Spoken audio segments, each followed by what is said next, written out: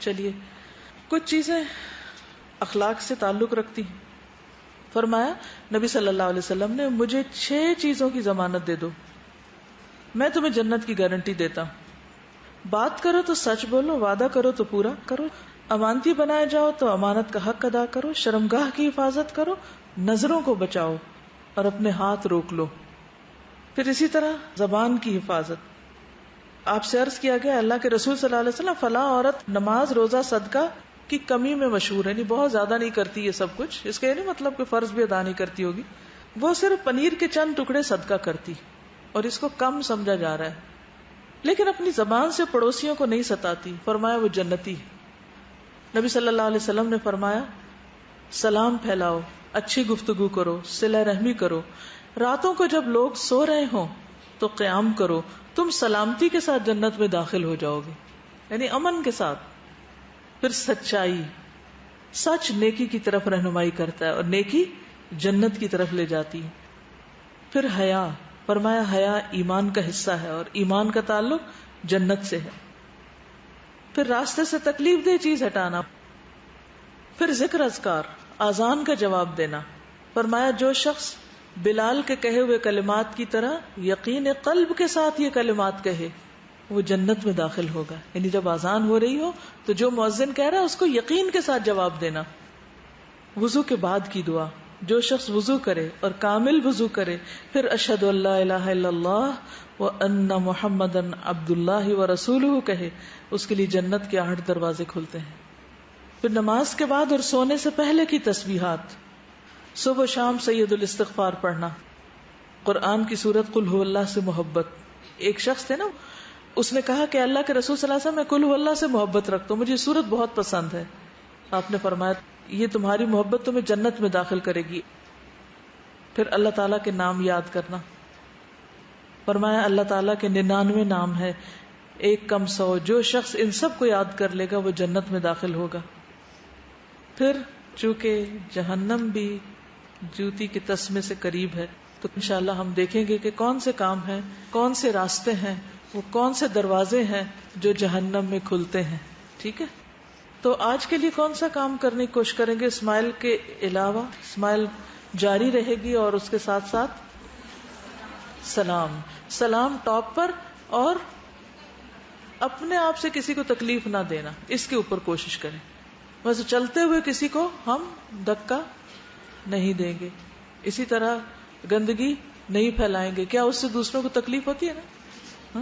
اور کیا کرنے سے دوسروں کو تکلیف ہوتی ہے؟ واش روم ناپاک کرنا، اور جسم کی صفائی نہ کرنا.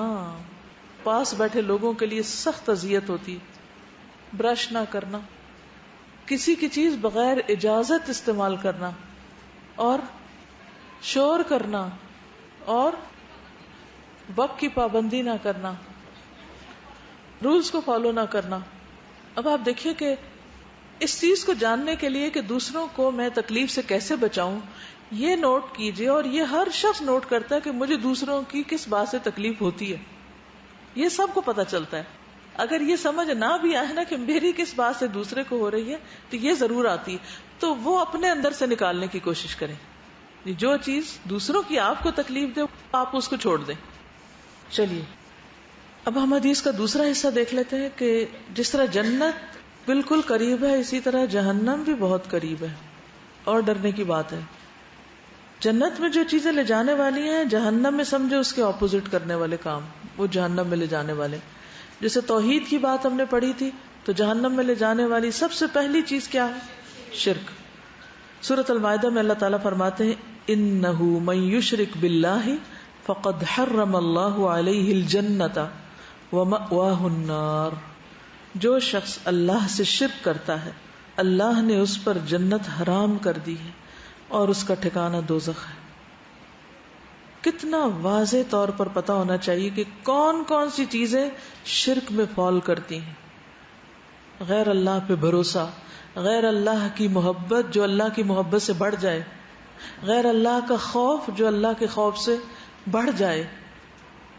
ان چیزوں کو ہم کبھی سوچتے بھی نہیں ہیں، معمولی سی بات لیتے ہیں. تو یہ چیزیں شرک کا دروازہ کھول دیتی ہیں. بظاہر دیکھنے میں معمولی لگتی ہیں، خوبصورت لگتی ہیں، انسان کو فیسینیٹ کرتی ہیں کہ کوئی تو ہے میرا جو میرا سنے گا یا وہ میرے کام آئے گا، چاہے وہ ہماری اولاد ہو یا والدین ہو یا شوہر ہو یا کوئی بھی، کسی کے اوپر بھی ہم نے بھروسہ کر رکھا ہو اللہ کو بھول کر. تو یہ چیزیں پھر کیا ہوتی ہیں، آہستہ آہستہ آہستہ وہ چیز اتنی ہمارے دل میں ہو جاتی ہے کہ خدا نہ خاصہ اس شخص کو کچھ ہو جائے تو زندگی ختم ہو کر آ جاتی ہے. تو آغاز کہاں سے ہوا؟ پھر ہم اللہ کے حقوق بھول جاتے ہیں، بندوں کے بھول جاتے ہیں. تو خرابی تو عقیدے میں ہی تھی نا. کیوں غیر اللہ کو اتنا بت بنا کے رکھا ہوا تھا کہ وہ زندگی میں نہیں تو مرنے لگے ہو تم. لیکن اس وقت ہم اتنے ایموشنلی ویک ہوتے ہیں کہ اگر کوئی ہمیں چھوٹی سی نصیحت بھی کر دے یا کہے نا صبر کرو، تو وہی جس عورت کو نبی صلی اللہ علیہ وسلم نے فرمایا تھا کہ صبر کرو، تو اس نے کہا تم کون ہوتے ہو، تمہیں کیا پتا مجھ پہ کیا بیتی ہے. تو اس وقت تو ہمیں نصیحت بھی نہیں اچھی لگتی، پھر کسی کا سمجھانا بھی ایسا لگتا ہے جیسے یہ دشمن ہے. اس وقت ہم صرف اس کو دوست سمجھتے ہیں جو ہماری ہاں میں ہاں ملا دے. تو اس لیے بہت ضروری ہے یہ بات کہ ہم سب توحید کا صحیح مفہوم سمجھیں.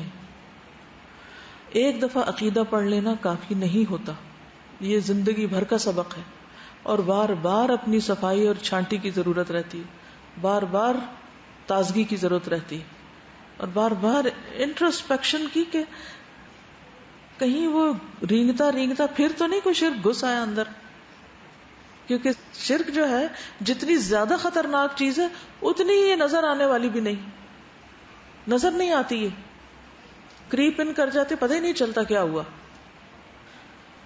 ایک اور حدیث میں آتا ہے نبی صلی اللہ علیہ وسلم نے فرمایا جو شخص اس حالت میں مر جائے کہ وہ اللہ کے سوا اوروں کو بھی اس کا شریک ٹھہراتا رہا ہو تو وہ جہنم میں داخل ہوگا. پھر فجر کی نماز نہ پڑھنا، فجر کی نماز نہ پڑھنا.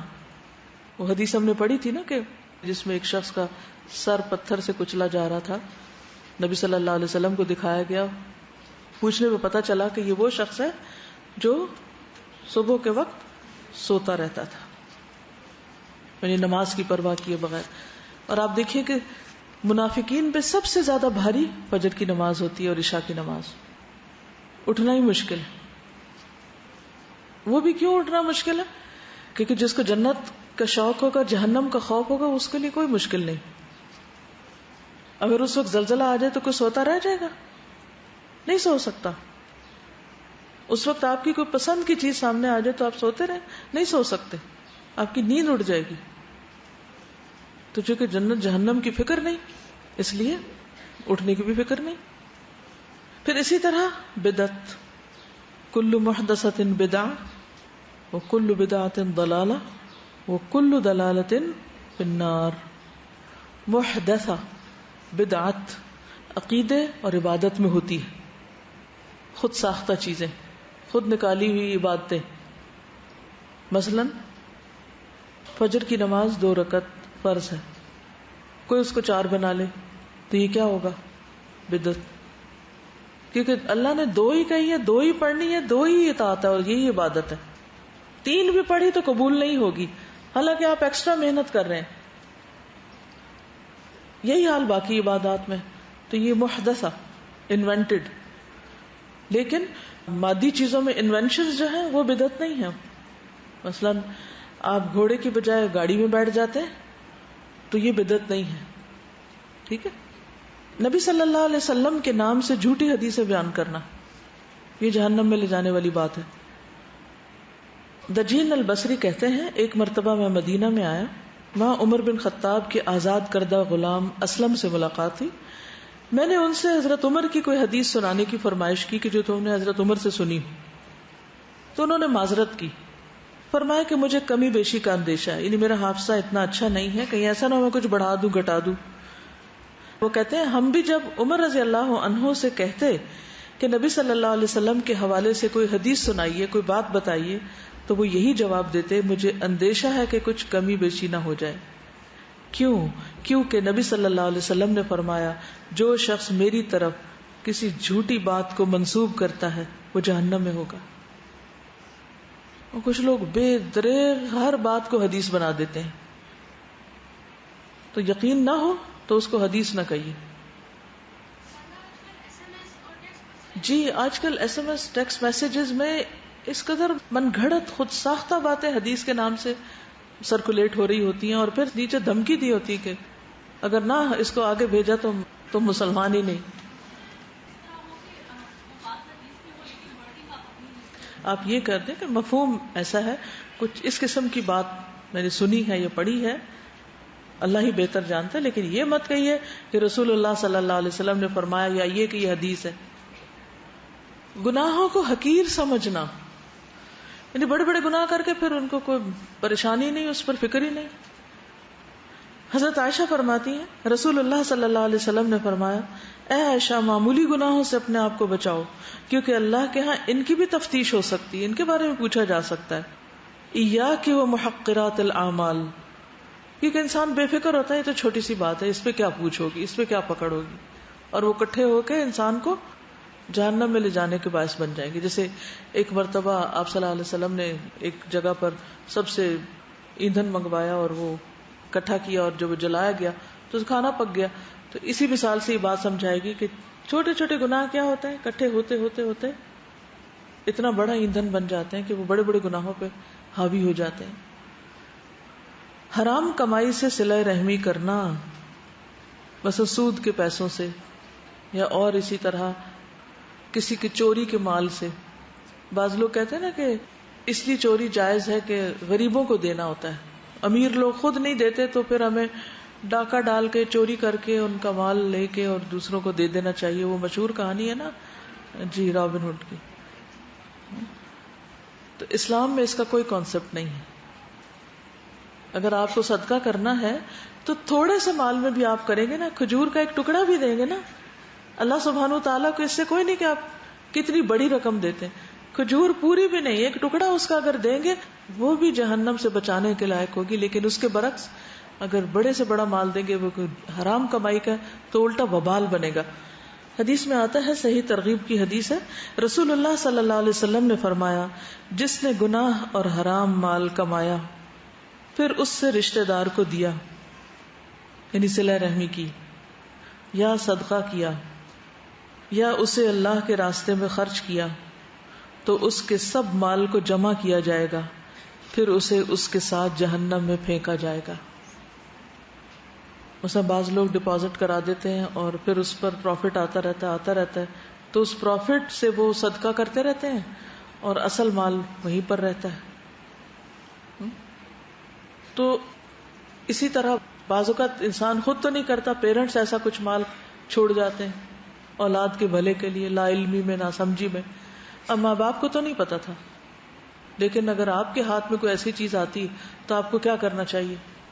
اصل خرچ کر لینا چاہیے اور جو باقی ہے وہ چھوڑ دینا چاہیے. اب آپ سوال کریں گے کہاں چھوڑیں، ڈاکخانے میں ہی چھوڑ دیں یا بینک میں ہی چھوڑ دیں؟ ان کو بھی دیا تو بات تو وہی ہو گئی، دیا تو صحیح نا، آپ نے خود نہیں استعمال کیا، ان کو استعمال کرنے کے لیے چھوڑ دیا. جی اس میں یہ ہے کہ اگر کوئی اور ایسا بندہ سود میں پھنسا ہوا ہے کہ جس کو سود پے کرنا ہے تو سود سے اس سود کو پے کر دیا جائے، لیکن غریبوں کو دے کے یا رفاع عامہ کے کام یا ویلفیئر کے کاموں میں سود کی رقم لگا کے یہ سمجھنا کہ اس سے کچھ ثواب ہوگا، نقصان کا باعث ہے. حرام سے انسان جتنی جلدی چھٹکارا حاصل کرے اتنا ہی اچھا ہے، کیونکہ اس سے دل سخت ہوتا ہے، عبادت میں دل نہیں لگتا، نیکی کے کام اس کو کرنے مشکل ہوتے ہیں. پھر زکوٰۃ نہ دینا، زکوٰۃ نہ دینے والے کا انجام معلوم ہے نا آپ کو، کس شکل میں وہ مال اکٹھا ہوگا؟ سانپ کی شکل میں. ایک اور حدیث میں آتا ہے، آپ نے فرمایا زکوٰۃ روکنے والا قیامت کے دن آگ میں ہوگا. استغفر اللہ. زکوٰۃ روکنے والا، یہاں پر نہ دینے کی بات نہیں آ رہی، دے گا صحیح لیکن ابھی روکی ہوئی ہے اس نے. کب روکتے ہیں لوگ پتہ آپ کو؟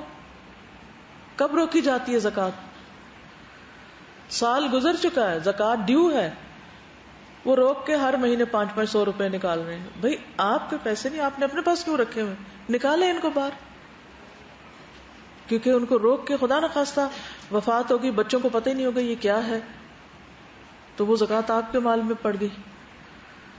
اس سے بھی بچنا چاہیے. پھر معاملات، معاملات کی خرابی میں. رسول اللہ صلی اللہ علیہ وسلم نے فرمایا کہ مسلمان کے لیے 3 دن سے زائد اپنے مسلمان بھائی کو چھوڑنا جائز نہیں. جس نے 3 دن سے زائد چھوڑ دیا اور اسی حالت میں مر گیا تو جہنم میں جائے گا. چھوڑنے سے کیا مراد؟ بات چیت تعلق بالکل ختم. اس سے پرہیز کرنا چاہیے. رسول اللہ صلی اللہ علیہ وسلم نے فرمایا جو شخص کسی رعایا کا نگہبان بنے پھر اسے دھوکہ دے وہ جہنم میں جائے گا. یعنی کسی کو رسپانسبل بنایا گیا کسی کام کا اور وہ ان کے ساتھ خیر خواہی نہیں کر رہا، ان کو چیٹ کر رہا ہے، دھوکہ دے رہا ہے، نقصان دے رہا ہے. کوئی مثال دیجئے. مثلا کسی کو سڑک بنانے کا ٹھیکہ دیا گیا،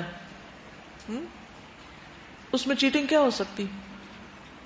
وہ میٹیریل خراب لگا دے، جتنی چیز لگانی چاہیے وہ نہ لگائے. اور اس کا نقصان کیا ہوتا ہے؟ چند دنوں میں سڑک بیٹھ جاتی ہے، پھر اس پہ جو گاڑیاں چلتی ہیں اس میں جتنے لوگ بیٹھے ہوتے ہیں سب کو دھکے پڑتے ہیں، ان سب کی ہڈیاں ہلتی ہیں، ان سب کی کمریں ٹیڑھی ہوتی ہیں، ان سب کے پوسچر خراب ہوتے ہیں، ان سب کو بیماریاں لگتی ہیں اور ان کی زندگی حرام ہوتی ہے، وہ محتاج ہوتے ہیں. پلس یہ کہ گاڑیاں جلدی خراب ہوتی ہیں اور ایکسیڈنٹس ہوتے ہیں. یعنی خرابیاں آپ دیکھیں کہاں سے کہاں تک جاتی ہیں. ہر گزرنے والا اس پہ لان تان کر رہا ہوتا ہے. کیا کمایا اس شخص نے یہ دھوکہ دے کے؟ دیکھنے میں بڑا معصوم سا ایکٹ ہے. اگر کوئی ٹیچر ہے اور اس کے اسٹوڈنٹس ہیں اور اس نے فار ایگزامپل 10 چیپٹرز دن کے پڑھانا ہے، وہ خالی 2 یا 3 پڑھاتا ہے، اور جو وہ پڑھائے وہ بھی ٹھیک سے نہ پڑھائے، محنت نہ کرے، ٹائم کی پابندی نہ کرے، پورا حق نہ ادا کرے، جان نہ مارے، پوری تیاری نہ کرے. یعنی کوئی بھی ذمہ دار ہو نہ وہ ذمہ داریاں سمجھے نہ ان کو ادا کرے، بس ٹائم پورا کر دے. وہ حاضری لگوا دی، دفتر میں آ گئے ہیں، چلے گئے ہیں، جو کرنے کے کام ہے وہ کیے نہیں، جو نہیں کرنے کے وہ بس کیے چلے جا رہے ہیں. عمومی طور پہ ہمارے دفتروں کا یہی حال ہوتا ہے نا. یا پھر کوئی کام سے جائے تو کوئی ملتا نہیں. تو اسی طرح مثلاً آپ کی امی آپ کو گھر میں چھوڑ گئی، چھوٹے بہن بھائی کو خیال کرو میں آ رہی ہوں. وہ تھوڑے ٹائم کے لیے آپ کو ایک ذمہ داری ملی ہے اور وہ آپ کی رعایا ہے اس وقت اور آپ ان کے ذمہ دار ہیں. ان کے ساتھ بھی خیر خواہی کرنی ہوگی. ہم یہ نہ سمجھے کہ بس یہ تو کچھ چند لوگوں کے لیے. کلکم راعٍ، ہر شخص نگران ہے، ہر شخص کے اوپر کہیں نہ کہیں ذمہ داری آ جاتی، کوئی نہ کوئی کام اس کے ذمہ آ جاتا ہے. تو اسے ڈنڈی نہیں مارنی چاہیے، ہر چیز کو جینوئنلی کرنا چاہیے، اپنی استطاعت میں جتنا بھی ہو انسان کی پوری خیر خواہی کے ساتھ. اور جو چیز نہ آتی ہے اس کو سیکھ لینا چاہیے، جو کرنا نہ آتا اس کو پوچھ لینا چاہیے. پھر علم پر فخر کرنا، جاہلوں سے بحثیں کرنا. حذیفہ کہتے ہیں میں نے رسول اللہ صلی اللہ علیہ وسلم کو یہ فرماتے ہوئے سنا، علم اس لیے حاصل نہ کرو کہ علماء کے سامنے فخر کرو، یا جاہلوں سے بحث اور تکرار کرو، یا لوگوں کو اپنی طرف مائل کرو، اس لیے کہ جو ایسا کرتا ہے وہ دوزخ میں جائے گا. یہ علم حاصل کرنے کے بہت مذموم مقاصد ہیں. پھر اسی طرح غلط فیصلے کرنا. رسول اللہ صلی اللہ علیہ وسلم نے فرمایا قاضی 3 قسم کے ہیں. قاضی جج، 2 جہنمی 1 جنتی. ایک وہ جس نے حق کو جانا پھر اس کے مطابق فیصلہ کیا، وہ جنتی ہے. اور ایک وہ جس نے جہالت کے باوجود لوگوں میں فیصلے کیے، وہ جہنمی ہے. کیس کو پوری طرح اسٹڈی نہیں کیا، ایسے ہی فیصلہ کر دیا. ایک وہ جس نے فیصلہ کرنے میں ظلم اور جور سے کام لیا، وہ بھی جہنمی. تو جنتی کون ہے؟ جس نے حق کو جانا اور حق کے مطابق فیصلہ کیا. پھر یہ کہنا کسی کو کہ اللہ تمہیں کبھی معاف نہیں کرے گا، یہ بہت خطرناک بات ہے. رسول اللہ صلی اللہ علیہ وسلم نے فرمایا بنی اسرائیل میں 2 آدمی آپس میں بھائی بنے ہوئے تھے، فرینڈز تھے. ایک گناہوں میں ملوث تھا، دوسرا عبادت میں کوشاں رہتا. عبادت میں راغب جب بھی دوسرے کو گناہ میں دیکھتا تو کہتا باز آ جاؤ، مت غلط کام کرو. آخر ایک دن اس نے دوسرے کو گناہ میں پایا تو اس سے کہا کہ باز آ جاؤ. اس نے کہا مجھے رہنے دو، مت نصیحت کرو، میرا معاملہ میرے رب کے ساتھ ہے. کیا تو مجھ پر نگران بنا کے بھیجا گیا؟ تم مجھے کیوں منع کرتے ہو؟ تو اس نے کہا اللہ کی قسم اللہ تجھے کبھی معاف نہیں کرے گا یا تجھے جنت میں داخل نہیں کرے گا. دونوں فوت ہو گئے، رب العالمین کے ہاں پیش ہوئے. اللہ سبحانہ و تعالیٰ نے عبادت میں کوشش کرنے والے سے فرمایا کیا تو میرے متعلق جانتا تھا؟ یا جو میرے ہاتھ میں ہے تجھے اس پر قدرت حاصل تھی، یعنی فیصلہ تو نے کرنا تھا؟ اور پھر گناہگار سے فرمایا جا میری رحمت سے جنت میں داخل ہو جا، اور دوسرے سے کہا اسے جہنم میں لے جاؤ. الفاظ کچھ اس طرح آ رہے. کیوں؟ کیونکہ اس نے اللہ کے فیصلے کو اپنے ہاتھ میں لے لیا اور قسم کھا کے کہا اللہ تجھے نہیں معاف کرے گا. پھر تم کون ہوتے ہو اللہ کے بہاف پہ بات کرنے والے؟ اس کی مخلوق ہے، وہ جسے چاہے معاف کرے، جسے چاہے پکڑ لے. ہماری عبادت یا ہماری نیکی یا امر بالمعروف کا مطلب یہ تو نہیں کہ ہم لوگوں کے بارے میں ججمنٹل ہو جائیں اور لوگوں کے انجام کے بارے میں ہم فیصلے کرنے لگے. تو اللہ کی مخلوق کو مایوس کرنا اور اپنی طرف سے باتیں بنانا دین میں یہ انتہائی غلط بات ہے. کیونکہ اللہ تعالیٰ جب خود فرماتے ہیں کہ لا تقنطوا من رحمت اللہ، ہو سکتا ہے جس شخص کو آپ گناہگار سمجھ کے اس سے نفرت کر رہے ہو، پتہ نہیں کس سٹرگل میں ہو، کتنی محنت کر رہا ہو، کتنی کوشش کر رہا ہو کہ وہ اس سے نکل آئے. آپ کسی کے حالات نہیں جانتے، اور آپ کو کیا پتا کہ کوئی شخص چھپ کے کتنی بڑی بڑی نیکیاں کر رہا ہو اور اس کا بظاہر حال بہت اچھا نظر نہ آتا ہو. تو اللہ ہی فیصلہ کرنے والا ہے نا. تو اللہ کے فیصلے اللہ پہ چھوڑ دیں، اپنے ہاتھوں میں مت لیں. اور دین میں کوئی چیز اپنی طرف سے مت بڑھائیں، اپنی طرف سے اضافہ نہ کریں. چاہے کسی کو ڈرانے کا معاملہ ہو، چاہے کسی کو خوشخبری دینے کا معاملہ ہو. اسی لیے جھوٹی حدیثیں گھڑنا اس کی بھی اجازت نہیں ہے. جھوٹی حدیثوں کو پیش کرنا یا کہنا کہ نہیں نہیں ٹھیک ہے کوئی نہیں، ضعیف ہے یا موضوع ہے، لیکن لوگ بہت موٹیویٹ ہوتے ہیں بیان کرو. نہیں، ہو سکتا ہے وقتی طور پر بہت موٹیویٹ ہو لیکن اس کے بعد اس کا الٹا ری ایکشن ہو جائے. پھر تو اصل دین تو وہی ہے نا جو صحیح دین ہے. تو سچ میں ہمیشہ برکت ہوتی، چاہے وہ تھوڑا سا ہی کیوں نہ ہو. پھر اسی طرح حسب نسب پہ فخر. رسول اللہ صلی اللہ علیہ وسلم کے دور میں 2 آدمیوں نے اپنا نسب نامہ بیان کیا.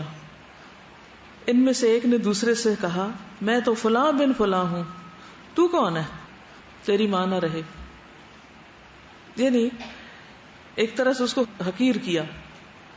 یہ سن کر رسول اللہ صلی اللہ علیہ وسلم نے فرمایا کہ موسیٰ علیہ السلام کے دور میں 2 آدمیوں نے اپنا نسب نامہ بیان کیا. ان میں سے ایک نے دوسرے سے کہا میں تو فلاں بن فلاں ہوں، اور اس نے اپنے آباء و اجداد میں سے 9 افراد کے نام گنوائے اور کہا تو کون ہے؟ تیری ماں نہ رہے. اس نے کہا میں فلاں بن اسلام ہوں. اللہ نے موسیٰ علیہ السلام پر ان دونوں کے حوالے سے وحی بھیجی کہ اے 9 آدمیوں کی طرف نسبت کرنے والے، وہ سب جہنم میں جن کو تم اپنا بڑا بتا رہے ہو، اور 10واں تو خود ان کے ساتھ جہنم میں ہوگا. اور اے 2 جنتی آدمیوں کی طرف اپنے نسب کو منسوب کرنے والے، تو جنت میں ان کے ساتھ تیسرا ہوگا. کیونکہ اس نے کہا نا میں فلاں بن اسلام ہوں، یعنی 2 وہ جو بڑے تھے وہ مسلمان تھے، اور اس سے اوپر اس نے کہا میرا نسب اسلام ہے، میں اسلام سے پہچانا جاتا ہوں، یہی میری پہچان ہے. اللہ سبحانہ وتعالیٰ کے ہاں کوئی بکت نہیں کسی ایسے بندے کی، وہ قارون یا فرعون کی اولاد میں سے ہو. ہمارے ہاں یہ کافی کامن ہے چیز، اکثر وہ کہتے ہیں ہم تو سید زادے ہیں، اور جی، اور پھر رشتہ نہیں دیتے بعض اوقات، یعنی شادی نہیں کرتے کہ نہیں تم سید نہیں ہو تو اس لیے شادی نہیں ہو سکتی. پھر جانوروں پہ ظلم، استغفر اللہ. نبی صلی اللہ علیہ وسلم نے فرمایا مجھ پر دوزخ پیش کی گئی، آپ کو دکھائی گئی، تو میں نے اس میں دیکھا کہ بنی اسرائیل کی ایک عورت کو ایک بلی باندھنے کی وجہ سے عذاب دیا جا رہا تھا، جو اس کو نہ خود کھلاتی نہ چھوڑتی کہ وہ زمین کے کیڑے مکوڑے کھا لے. اچھا آپ نے دیکھا کہ اکثر واقعات بنی اسرائیل کے بیان ہوئے، وہ کیوں؟ قرآن مجید میں بھی بنی اسرائیل کا بہت ذکر ہے، احادیث میں بھی بنی اسرائیل کا ریفرنس ہے، کیونکہ وہ اپنے وقت کے مسلمان تھے. اگر مشرکین کی بات ہو یا کفار کی بات ہو تو ہم کہیں گے تو وہ تو ہے ہی ایسے. اس کا مطلب کیا ہے کہ اگر کوئی شخص اپنے آپ کو مسلمان بھی کہتا ہے اور اس کے اعمال اس قسم کے ہیں تو اس کو ڈرنا چاہیے، اس کو فکر کرنی چاہیے.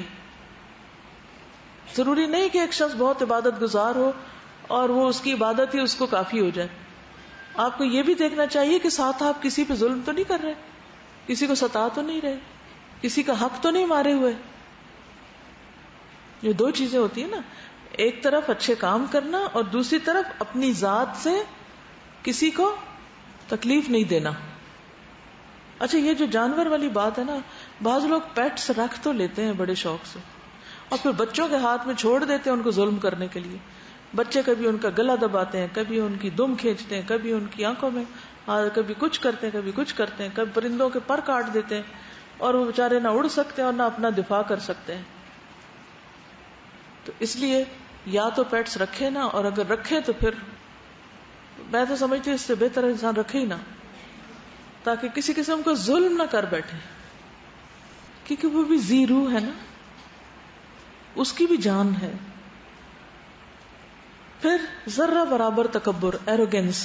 نبی صلی اللہ علیہ وسلم نے فرمایا جس کے دل میں رائی کے دانے برابر بھی تکبر ہوگا اسے اللہ چہرے کے بل جہنم میں اوندا داخل کرے گا. پھر اسی طرح اس تکبر کی علامت کیا ہوتا ہے کہ اپنے لیے لوگوں کا قیام پسند کرنا، کہ لوگ میرے لیے کھڑے ہوں، لوگ میرا استقبال کریں، لوگ میری بڑی چاہت کریں. رسول اللہ صلی اللہ علیہ وسلم نے فرمایا جس شخص کو یہ بات پسند ہو کہ لوگ اس کے سامنے کھڑے ہوں، یعنی اس کی عزت میں، احترام میں، یعنی اس کو بڑا مان لے، تو اسے اپنا ٹھکانہ جہنم میں بنا لینا چاہیے. پھر فحش کلامی. نبی صلی اللہ علیہ وسلم نے فرمایا البذاء من الجفاء والجفاء فی النار. بد کلامی شقاوت قلبی سے ہے، دل کی سختی کی علامت ہے، اور دل کی سختی آگ سے ہے.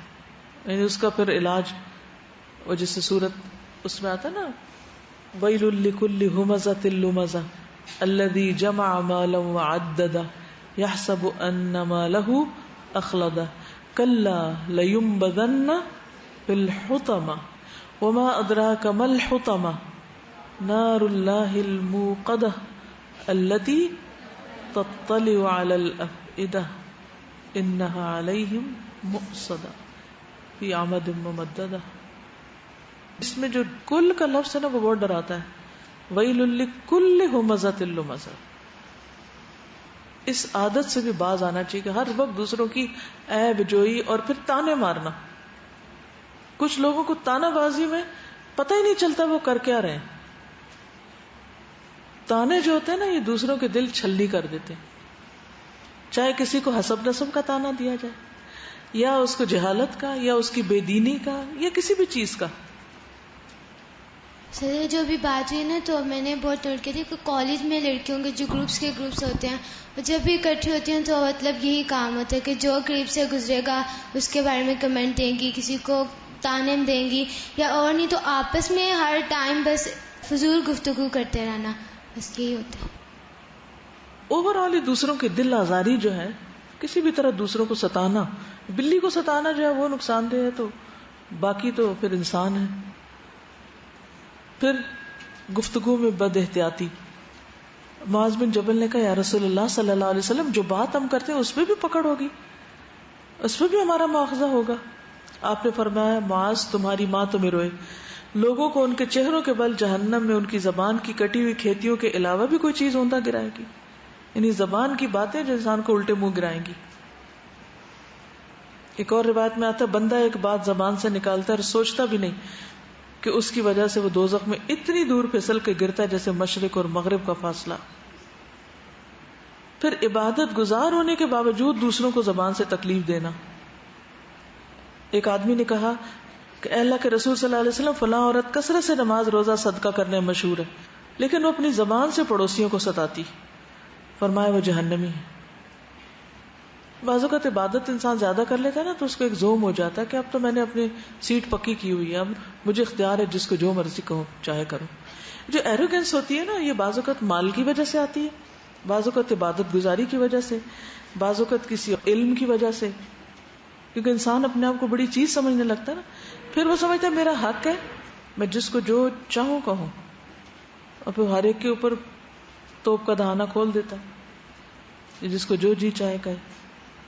تو یہ زیادہ علم ہونا یا زیادہ مال ہونا یا عبادت کے قابل آپ زیادہ ہو گئے تو اس سے آپ کو لائسنس نہیں مل جاتا لوگوں کو ذلیل کرنے کا یا کسی قسم کی کوئی اتھارٹی مل جائے. مثلاً آپ ٹیچر بن گئے یا آپ کسی بھی عہدے پہ پہنچ گئے، کسی بھی دفتر میں کہیں بھی، تو اب آپ کو حق نہیں کہ آپ دوسروں کو ذلیل کریں. استغفر اللہ. پھر بناوٹی گفتگو کرنا، بناوٹی گفتگو، تصنع سے باتیں کرنا، یعنی آپ کچھ ہیں اور نیچرل نہ ہونا، ان نیچرل قسم کی باتیں. واصلہ کہتے ہیں میں اصحاب صفہ میں سے تھا، میں وہ ہاسٹل میں رہتا تھا. سمجھے، میں نے یہ دیکھا ہمارا یہ حال تھا کہ ہم میں سے کسی شخص کے پاس پورا کپڑا نہ تھا، کیونکہ سارے لوگ دور دراز سے آئے ہوئے تھے، کوئی بزنس کام کاج نہیں تھا، اور خود مدینہ کے جو اکنامک کنڈیشن تھی بہت ٹف تھی. تو کہتے ہیں کہ پسینہ ہماری جلدوں میں، اسکن میں میل اور غبار کی وجہ سے لکیریں بنا دیتا تھا. یعنی ہمارے پاس صابن اور ایسی چیزیں نہیں تھی کہ ہم ہر روز نہا دھو سکتے، اتنا پانی بھی شاید نہیں ہوگا. تو بعض اوقات وہ مٹی، جیسے گرمیوں میں خاص طور پہ آندھی وغیرہ چلتی تو وہ اس کی لیئر آ جاتی تھی اور پھر پسینہ آتا تو وہ لکیریں نظر آتی تھی بیچ میں سے. یہ حال تک ہو جاتا تھا. اچانک رسول اللہ صلی اللہ علیہ وسلم ہمارے پاس تشریف لائے اور فرمایا فقراء مہاجرین کے لیے خوشخبری ہو، یعنی تم اپنے گھر بار چھوڑ کے آئے ہو، یہاں تمہارا کچھ نہیں، کوئی ٹھکانہ نہیں، واپسی بھی نہیں، کوئی کام کاروبار بھی ابھی نہیں، انتہائی غربت اور اسرت کی حالت. تو کہتے ہیں کہ اتنے میں اچانک ہمارے پاس ایک اچھے لباس والا آدمی آ گیا، یعنی بڑے اچھا ڈریس اپ ہوتا. نبی صلی اللہ علیہ وسلم جو بھی بات کرتے، جو بھی کوئی کلام کرتے، وہ شخص بتکلف نبی صلی اللہ علیہ وسلم کی بات سے اونچی بات کرتا. مثلا آپ کوئی بات فرماتے تو اس کے بعد وہ اسی بات کو پکڑ کر بڑے تکلف والے انداز میں اونچے بولتا، یعنی آپ پر بھی ایک طرح سے اپنا چڑھائی کرنے کی کوشش کرتا. جب وہ چلا گیا تو آپ نے فرمایا بلا شبہ اللہ تعالیٰ اس کو اور اس جیسے شخص کو پسند نہیں فرماتے. کیونکہ آپ کو یہ فکر ہوئی کہ جو ذرا اچھے کپڑے پہن کے آ جائے تو لوگ ایک انکانشیسلی اسے متاثر ہونے لگتے ہیں نا، اس کا کوئی سٹیٹس ہے، اس کا مقام ہے، اور پھر انکانشیسلی اس کو کاپی بھی کرنے لگتے ہیں. فرمایا اللہ تعالیٰ اس کو اور اس جیسے شخص کو پسند نہیں فرماتے جو اپنی زبانوں کو لوگوں کے لیے مروڑتے ہیں، جس طرح گائے چراگاہ میں اپنی زبان مروڑتی ہے. یعنی گائے جب جگالی کرتی ہے نا،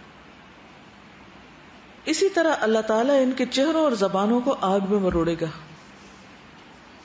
السلسلہ صحیحہ کی حدیث ہے یہ. تو یہ جو بناوٹی گفتگو اور بنا کے باتیں کرنا اور اپنا بہت امپریشن قائم کرنا، اور یہ چیزیں انسان کو اگر وقتی طور پر کچھ دوسروں میں پرومیننٹ کر بھی دیں تو فائدہ نہ دیں گی، بلکہ الٹا نقصان دہ ہیں. پھر جھوٹ بولنا. نبی صلی اللہ علیہ وسلم نے فرمایا، بخاری کی روایت ہے، جھوٹ برائی کی طرف رہنمائی کرتا ہے اور برائی آگ کی طرف لے جاتی ہے. استغفر اللہ. جھوٹ ایک تو ہوتا ہے ماضی کے کسی واقعے کو غلط بیانی کرنا، بات کچھ تھی اسے کچھ اور پیش کرنا. ایک ہوتا ہے مستقبل کے بارے میں جھوٹ بولنا. وہ کیا ہوتا ہے؟ کوئی کام کرنے کا ارادہ کچھ نہیں، نیت بھی نہیں، سوچا بھی نہیں، اور لوگوں کے سامنے اپنی بڑائی جتانے کے لیے بڑے بڑے منصوبے بتانا. کئی لوگ حسب نسب میں بھی جھوٹ بولتے ہیں، ہوتے کچھ ہے وہ کچھ اور اپنے آپ کو پیش کرتے ہیں. ان ذاتوں میں سے پیش کرتے ہیں جن کی عام طور پر اس خاص پرٹیکولر ریجن یا ایریا میں بڑی امپورٹنس ہوتی ہے کہ ہم فلاں ٹرائب سے یا فلاں جگہ سے بلونگ کرتے ہیں. پھر اپنی مالی حیثیت کے بارے میں غلط بیانی کرنا. جی ہاں، رشتہ کرتے وقت بہت سے جھوٹ بولے جاتے ہیں اور اس کو جسٹیفائی بھی کرتے ہیں لوگ. پھر یہ کہ کام کرنا کرانا ہے کوئی نہیں، دوسرے کو جھوٹی امیدیں دلانا، میں یہ کر دوں گی، میں وہ کر دوں گی، اور نیت میں کچھ نہیں، کوئی سوچے سمجھا نہیں، بولے جا رہے ہیں دوسرے کو بس خوش کرنے کے لیے. اب دوسرا کیا کرتا ہے؟ امید لگا بیٹھتا ہے کہ فلاں میرے لیے بہت کچھ کرے گا، اور وہ اپنی کوشش بھی چھوڑ دیتا ہے. اس کے بعد کیا ہوتا ہے؟ وہ جھوٹے لارے لگا کے غائب. اسی طرح آپ نے فرمایا مکر اور دھوکہ آگ میں ہے. یہ جو لارے لگانا ہے نا، یہ بھی دھوکہ دینا ہے بیسیکلی. پھر اسی طرح چھوٹی چھوٹی چیزوں میں خیانت کر جانا. کسی نے کوئی چیز رکھوائی، اس میں سے ایسے بس کھا لینا یا اس کو استعمال کر لینا. ایک شخص نبی صلی اللہ علیہ وسلم کے سامان پہ مقرر تھا جس کا نام کرکرا تھا. اس کا انتقال ہو گیا. آپ نے فرمایا وہ تو جہنم میں گیا. صحابہ اسے دیکھنے گئے تو اس کے پاس عبا ملی جسے خیانت کر کے اس نے چھپا لیا تھا. پھر زمین کو چھوتا ہوا لباس پہننا. ابن عمر سے مروی ہے کہ نبی صلی اللہ علیہ وسلم نے انہیں ایک جوڑا دیا جس میں ریشم بھی تھا اور اسامہ کو 2 قبطی چادریں دی اور فرمایا کہ اس کا جو حصہ زمین پہ لگے گا وہ جہنم میں ہوگا. یعنی پہن رہے ہو اب دھیان سے پہننا. ٹھیک ہے. وآخر دعوانا ان الحمدللہ رب العالمین. اللہ تعالی ہمیں جہنم سے محفوظ رکھے اور ہر اس کام سے بھی محفوظ رکھے اور ہر اس بات سے بھی جو جہنم کی طرف لے جانے والی. سبحانک اللہم وبحمدک اشہد ان لا الہ الا انت استغفرک واتوب الیک. السلام علیکم ورحمۃ اللہ وبرکاتہ.